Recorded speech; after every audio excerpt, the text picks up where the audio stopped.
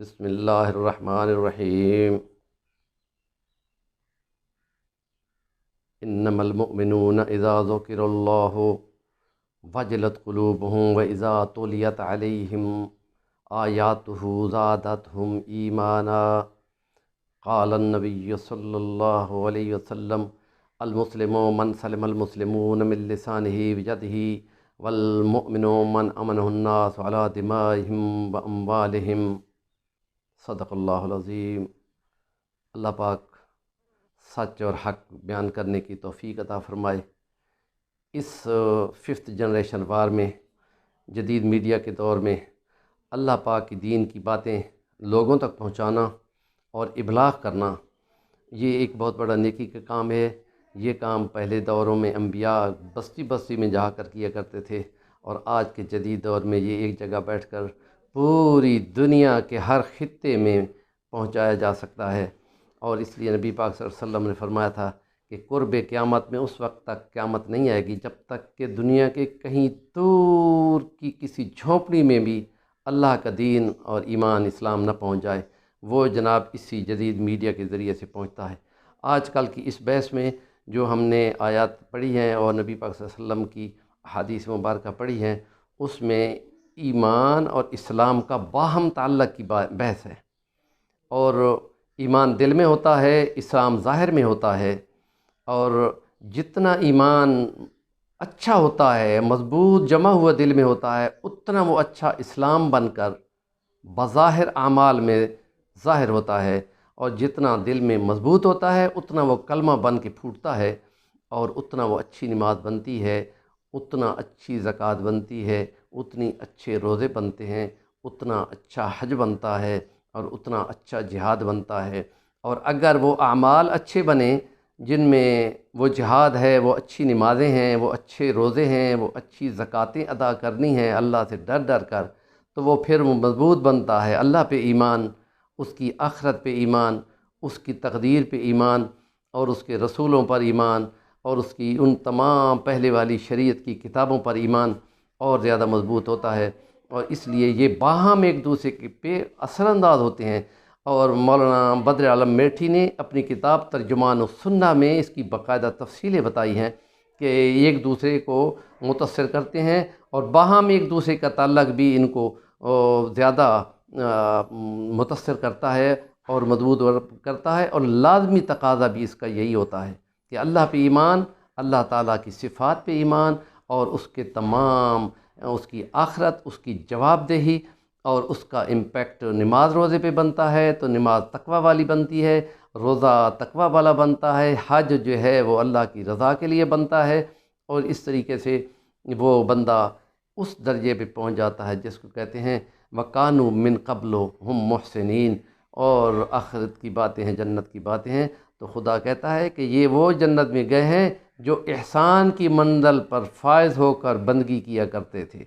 اور حدیث جبرائیل میں ہم پہلے ایک بلا کر چکے ہیں، جس میں حضرت جبرائیل نے ایک انسان کی صورت میں مدینہ کے بالکل آخری دنوں میں نبی پاک صلی اللہ علیہ وسلم کی 6 مہینے کی یا 3 مہینے کی آخرت کی تیاری سے پہلے وہاں آ کر یاد دہانی کے لیے وہاں پہ سوال کیے تھے، اور گھٹنے کے ساتھ گھٹنا ملا کے بیٹھ گئے تھے، اور نبی پاک صلی اللہ علیہ وسلم سے آ کے کہتے ہیں یا رسول اللہ اسلام کیا ہے، یا رسول اللہ ایمان کیا ہے، یا رسول اللہ احسان کیا ہے۔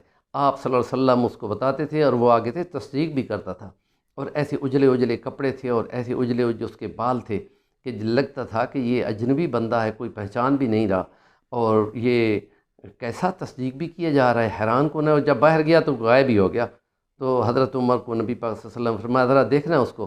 تو جس وقت وہ حیران ہو کے آئے کہ وہ تو سامنے ہی نہیں ہے، تو آپ نے فرمایا پریشان مت ہو، یہ جبرائیل تھا، تمہارے دین کا اعادہ یاد کرانے کے لیے کچھ باتیں اس نے پوچھی تھیں، اور اس میں یہی تھا کہ احسان یہ ہے کہ تو اللہ کی ایسی عبادت کرے جیسا تو خدا کو دیکھ رہا ہے، اور اگر یہ ممکن نہ ہو تو کم سے کم یہ تو ہو کہ خدا تمہیں دیکھ رہا ہے۔ تو پھر اس ایمان کا تقاضا، وہ جو اللہ پہ ایمان ہے مضبوط بنتا ہے، اس کی صفات پہ ایمان بنتا ہے، وَهُوَ مَعَكُمْ أَيْنَمَا كُنْتُمْ۔ اور جب وہ نماز بنتی ہے تو وہ ہے کہ صلوا كما رأيتموني أصلي، ایسی نماز پڑھو جیسی مجھ کو پڑھتے ہوئے دیکھتے ہو۔ اور ایک رکن سے دوسرے رکن کے درمیان میں پورا تعدیل کرو۔ اور اس لیے نبی پاک کی حدیث ہے کہ 60 سال تک بندہ نمازیں پڑھے گا، ایک نماز بھی قبول نہیں ہوگی، اس لیے کہ اس نے ان نمازوں میں عدل نہیں کیا ہوگا باہم ارکان کے درمیان میں۔ تو اس لیے بہت زیادہ ضروری ہے۔ اور جس وقت وہ روزہ رکھتا ہے تو اس کی نیت صرف تقویٰ کمانے کی ہو، کہ اللہ تعالیٰ کے ڈر سے، اگر کوئی بھی دیکھنے والا نہ ہو تو اللہ تعالیٰ تو دیکھ رہا ہے، یہ ہے وہ تقویٰ جس کی تربیت وہاں کی جا رہی ہوتی ہے۔ اور کوئی بھی نہ دیکھے، خدا تو دیکھتا ہے، اور اسی سخت پیاس اور بھوک میں بھی وہ کوئی چیز بھی نہیں کھا سکتا، حال بھی کوئی بھی دیکھنے والا نہیں ہوتا۔ اور زکوٰۃ دیتے ہوئے وہ یہ سوچتا ہے کہ اللہ پاک نے ہمیں مال دیا ہے تو ان اپنے مالوں میں ان غریبوں کا حصہ رکھ دیا ہے، اور وہ بڑے احتیاط سے گن کر پورا حصہ ان کو دیتا ہے جن کا ان کا مالوں میں حصہ ہے۔ وفی اموالہم حق معلوم للسائل والمحروم، معلوم سے مراد وہ 8 مدیں ہیں جن کو زکوٰۃ دینی ہوگی، اور اسلام کا نظام ہو تو 4 ہجری میں نبی اکرم صلی اللہ علیہ وسلم نے باقاعدہ اس کا حکم دیا تھا، اور 9 ہجری میں باقاعدہ آپ نے حج کے احکام بھی دیے تھے، اور زکوٰۃ کی کلیکشن کے لیے باقاعدہ تحصیلدار بھیجے تھے، اور وہ وہاں سے لوگوں سے زکوٰۃ وصول کر کے لاتے تھے کہ 40 بکریوں میں 1 بکری، اور 30 گایوں میں 1 چھوٹی گائے 1 سال والی، اور 4 اونٹوں میں 1 اونٹ کا چھوٹا بچہ، یہ کلیکٹ کیا جاتا تھا، ریاست وصول کرتی تھی۔ تو یہ جس وقت وہ شوق سے دیتے ہیں تو اس کے مال میں برکت ہوتی ہے۔ نبی پاک صلی اللہ علیہ وسلم نے فرمایا تھا کہ زکوٰۃ کی ادائیگی کر کے اپنے مالوں کی حفاظت کیا کرو، اور اس طریقے سے یہ باہم آپس میں ریلیشن بھی رکھتے ہیں۔ اور ہم بحث یہ کر رہے ہیں کہ ایمان کا اثر اسلام پہ ہوتا ہے، اسلام کا اثر ایمان پہ ہوتا ہے، اور مثالوں سے خدا سمجھاتا ہے وَتِلْكَ الْأَمْثَالُ نَضْرِبُهَا لِلنَّاسِ لَعَلَّهُمْ يَتَفَكَّرُونَ، اس لیے ہم یہ مثالیں دیتا ہے تاکہ تم کو سمجھ میں آ جائے۔ تو اس کی مثال وَمَثَلُ كَلِمَةٍ طَيِّبَةٍ كَشَجَرَةٍ طَيِّبَةٍ أَصْلُهَا ثَابِتٌ وَفَرْعُهَا فِي السَّمَاءِ تُؤْتِي أُكُلَهَا كُلَّ حِينٍ بِإِذْنِ رَبِّهَا، اللہ کے حکم سے وہ سب کام کرتا ہے، اور اس کی شاخیں آسمانوں تک پہنچتی ہیں، اور جڑیں اس کی بہت نیچے تک ہوتی ہیں۔ اس درخت کی مثال ہے اس اچھے کلمے کی، اور خبیث کلمے کی مثال کی جڑ بھی نہیں ہوتی، اور باہر بھی وہ کڑوا زہر ہوتا ہے، ہر کوئی اس کو اکھاڑ کے پھینکتا ہے، اور ایسے پودے کو جانور تک منہ نہیں لگاتے۔ تو وہ درخت اسلام کا درخت ہے، اور وہ ارکان کے ذریعے سے باہر ہوتا ہے، اور جڑیں اور اس کی نیچے جو سسٹم ہوتا ہے وہ اس کا ایمان ہوتا ہے، جو اندر ہوتا ہے چھپا ہوا ہوتا ہے، وہ تمام اندر سے کلیکٹ کر کے رطوبات اور نمکیات اور پانی جڑوں سے نکال کر شاخوں تک پہنچاتا ہے، اور پتوں تک پہنچاتا ہے، وہ سے سرسبز رہتے ہیں، اور پھل اور فروٹ لگتے ہیں جس سے دنیا فیض یاب ہوتی ہے۔ اور جب وہ نعمت کھاتے ہیں اللہ کے اس درخت کے پھل کی تو کہتے ہیں سبحان اللہ، اللہ کا احسان ہے، اللہ نے یہ نعمت عطا فرمائی۔ تو یہ جتنا اچھا ایمان ہوتا ہے اتنا اچھا اسلام بن کے پھوٹتا ہے۔ نبی پاک صلی اللہ علیہ وسلم کو ایک بندے کے بارے میں بتایا کہ یا رسول اللہ، وہ یہ نماز بھی پڑھتا ہے، وہ فلاں عمل بھی کرتا ہے۔ آپ نے فرمایا تم عن قریب دیکھو گے کہ نمازیں اس کو اس کی برائی سے روک دیں گی۔ یہ بہت زیادہ اہم بات ہوتی ہے کہ یہ عبادات جو ہیں وہ بندے کے کردار کو متعین کریں، اور جتنا اچھی عبادات ہوں گی اتنا اچھا عمل کردار بنے گا۔ اور اس لیے اس کو کہتے ہیں وہ پھل اور ثمرہ درخت کا، اسلام کے درخت کا ثمرہ اخلاق ہیں۔ اس لیے فرمایا کہ بعثت لأتمم مکارم الاخلاق، اور میں اس لیے بھیجا گیا ہوں کہ میں اخلاق کی عمدگی کے کمال کو بیان کر دوں۔ بندہ اپنے آپ کو دیکھتا ہے، چہرہ دیکھتا ہے، نبی پاک صلی اللہ علیہ وسلم نے فرمایا کہ جب چہرہ دیکھو تو یہ کہو اے اللہ تم نے بہت اچھی شکل و صورت دی ہے، اے اللہ اندر سے بھی میرے اخلاق اور میری جو سیرت ہے، میرے جو بولنا ہے، میرا جو کردار ہے وہ بھی خوبصورت فرما دے، کہ ساری ڈیپینڈنسی جو ہے، وہ ساری انحصار جو ہے وہ تو اس کردار سے ہے جس کے اوپر اعمال نے تلنے ہیں۔ وہ نماز دکھاوے کی نماز ہو، اندر سے تقویٰ نہ ہو، کوئی فائدہ نہیں ہے۔ زکوٰۃ ہو دنیا کو دکھانے کے لیے، اس کا کوئی فائدہ نہیں ہے۔ روزہ ہو دکھانے کے لیے اور اس میں تقویٰ نہ ہو، اس میں گالی گلوچ لڑائی جھگڑے اسی طرح چل رہے ہیں، کوئی فائدہ نہیں ہے۔ حج پہ بندے جاتے ہیں اور واپس آتے ہوئے اسی طرح لڑ رہے ہوتے ہیں، اس کا امپیکٹ ان پہ کوئی نہیں ہوتا۔ ایسی طریقے سے کہ اللہ تعالیٰ کو دیکھ کر بندگی کی جائے تو اس کا امپیکٹ بہت اچھا بنتا ہے۔ اس لیے یہ بہت اہم بات ہے کہ یہ درخت جو ہے وہ مضبوط ہو، اور اس کے ذریعے سے ایمان مضبوط ہو، اسلام مضبوط ہو، اس سے کردار بنتا ہے، اور یہ ہمارے جو جتنے معاملات ہیں اس میں ایمان بڑھ جاتا ہے۔ اور اس کے ایمان کی بڑھنے کی علامت کیا ہوتی ہے؟ اچھی بندگی والی نماز ہوگی تو خشوع خضوع ہو جائے گا۔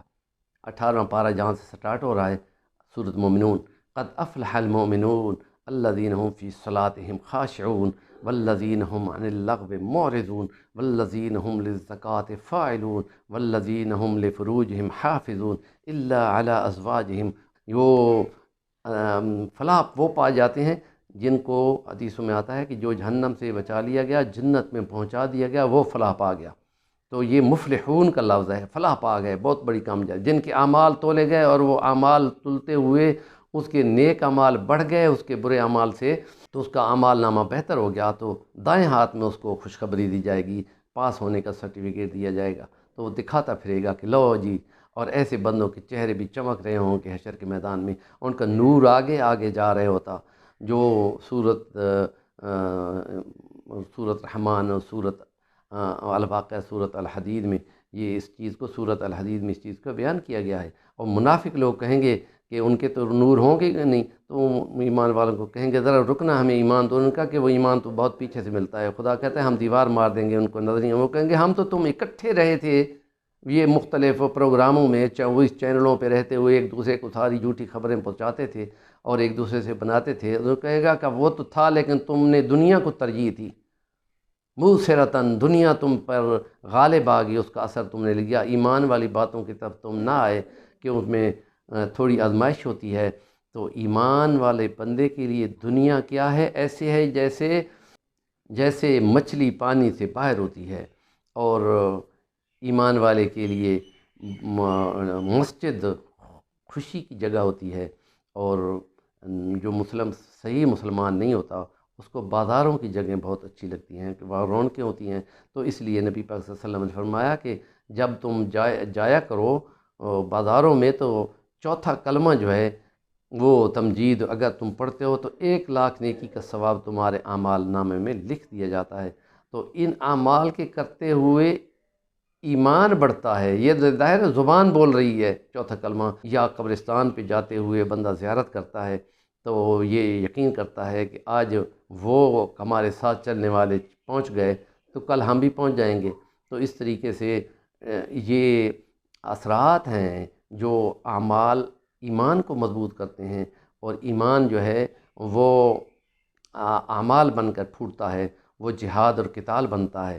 زبان سے تکبیر کا نعرہ لگتا ہے، مسلمانوں کی جنگوں میں 3 تکبیر کے نعرے لگتے تھے۔ جب تکبیر کا پہلا نعرہ لگا، اس کا مطلب ہے کہ ابھی بات چیت دشمن کی فوجوں کے ساتھ چل رہی ہے تو وہ آگے نہیں بڑھ سکی۔ دوسری تکبیر کا نعرہ جب لگتا تھا تو سمجھو کہ اب جنگ آئی کہ آئی۔ تیسرے نعرے پہ باقاعدہ وہ جنگ شروع ہو جایا کرتی تھی۔ تو یہ ہے تو نعرہ تکبیر کا، لیکن دلوں پہ کتنا اثر کرتا ہے کہ عمل پھوٹ کا بنتا ہے اور فوراً تلواریں اٹھا کر تیاری ہو جاتی ہے۔ اور اگر وہ بہت زیادہ فوج ہو، ایرانیوں کی 4 لاکھ کی فوج تھی، مسلمانوں کی 40-42 ہزار کی فوج تھی، تو حضرت خالد بن ولید نے ایک بہت اونچی آواز جگہ پہ کھڑا کر کے قاری کو کہا کہ جہاد کی آیات کو بہت خوبصورت انداز سے پڑھ کے سناؤ۔ اور اس اونچی آواز میں جب وہ آیات پڑھیں تو یوں لگتا تھا کہ ہر مسلمان مجاہد کے سینے میں آگ کے الاؤ جل گئے ہیں، اور اس کی تلوار خون ٹپکانے کے لیے تیار کھڑی ہوئی تھی۔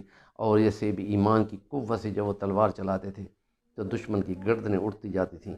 تو اللہ پاک سے دعا ہے کہ اللہ پاک ہمیں زیادہ سے زیادہ اپنے ایمان کو مضبوط کرنے کی اور محاسبہ کرنے کی توفیق عطا فرمائے، اور اپنے اسلام کو اچھے سے اچھے طریقے سے کار بند کر کے صحیح نمازیں اور صحیح روزے اور صحیح زکاتیں دینے والا اور صحیح حج کرنے والا بنائے، اور اللہ تعالیٰ پہ ہر دم ہر آن دیکھنے والا، سننے والا، سمجھنے والا، کل میرے پاس ہی تم نے آنا ہے، کلٌ الینا راجعون۔ یہ خدا جگہ جگہ قرآن میں کہتا ہے، آنا تو تم نے ہماری طرف ہے۔ یہ یاد رکھو کہ تمہاری اللہ سے ملاقات ہونی ہے، تم نے اکیلے اکیلے ہو کے آنا ہے۔ ہر بندے نے اکیلا خدا کے پاس جب پہنچنا ہے، اور وہ دن ہوگا 50,000 سال کا۔ اللہ پاک ہمیں عمل کی توفیق عطا فرمائے تاکہ ہم اچھے مسلمان بن کر، باعمل بن کر، متقی بن کر ایسے کاروبار کریں جس میں صرف حلال ہو، ایسی عبادات کریں جس میں صرف اللہ کی رضا ہو۔ اس ایمان کو جتنا مضبوط کریں گے اتنا اچھا ہمارا عمل بنے گا۔ وآخر دعوانا الحمدللہ رب العالمین۔